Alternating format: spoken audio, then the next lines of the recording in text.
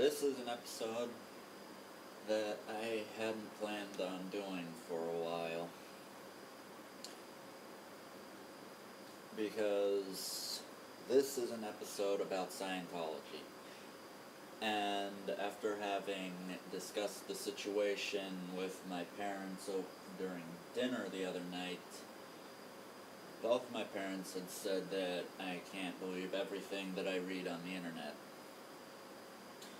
However, being the closed-minded person that I never thought I was, I continue to delve through the internet for more information on Scientology, not using the site because I can't actually that's the one of very few sites that I can figure out how to use.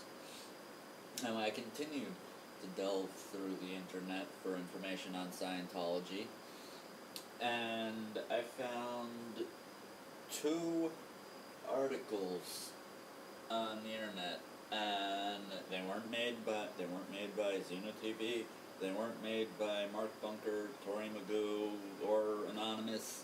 These were articles they're really old articles that were in the New York Times, and I think it was the New York Times, and Time magazine about Scientology that said pretty much the exact same things that Anonymous and Tori Magoo and Mark Bunker are saying.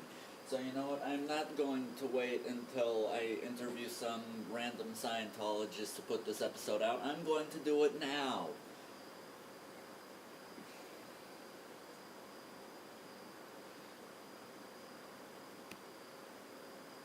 I don't even know where to begin. And that's saying something, because I have done very well with the first 2 episodes. Technically 3, except that the first one was put down due to terms of use violations, and I don't even know what those were. And after that, and the conversation I'd had with my parents, I wasn't going to try again with the Scientology thing until after I had interviewed an actual Scientologist. And I'm still waiting for an email back from Tori Magoo. Lisa McPherson was a Scientologist, and she died.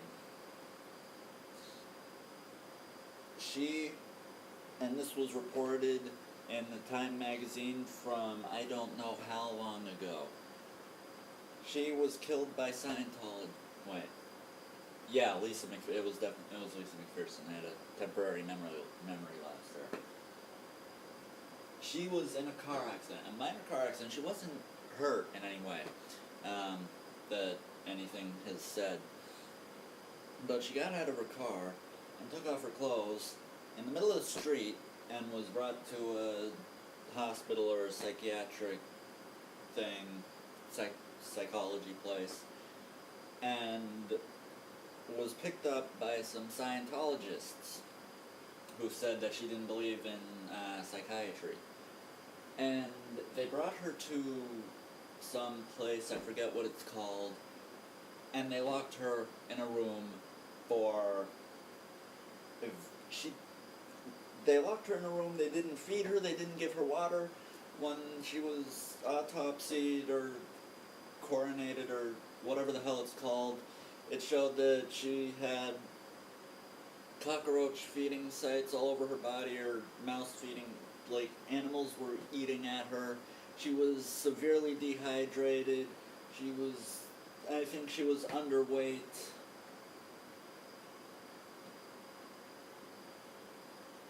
Seriously! There's something very wrong with that. And no, I really didn't need to throw the thing that was just for emphasis. But there is something very wrong with that. And after all the lawsuits were filed and everything was probably supposed to be settled, they made this new thing that you have to sign on top of the billion-year contract for the Sea Organization and the whatever other contracts that you have to sign for Scientology. They made a new thing that you have to sign that says that they will not be held responsible if they intentionally kill you. I mean, come on! That at this level is the most obvious thing in the world. I mean, use your freaking heads. You were born with brains. God, the Christian God, the Jewish God, whatever the hell God you believe in, I don't care if you believe in Xeno, I don't give a shit. Whoever you believe in, when you were born, that person, that God, whoever, gave you a brain. So use it! There's some other guy I was just reading, before I made this, I was reading a Time Magazine article.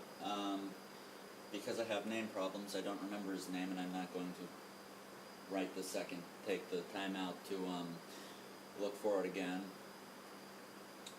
He was 24 years old when he died.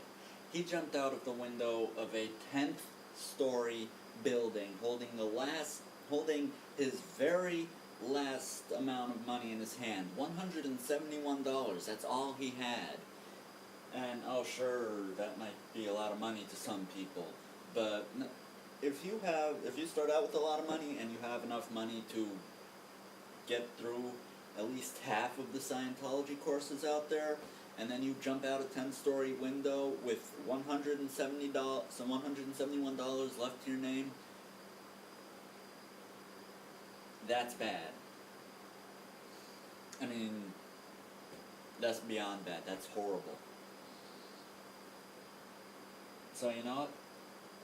I may have tried to put this out of my mind until I could actually interview a Scientologist. I might still interview a Scientologist at some point. Probably one other than Tori Magoo, although I'd like to talk to her at some point eventually. So yeah, I might still interview a current Scientologist, but, I mean, honestly, I don't even know what to say. Ugh!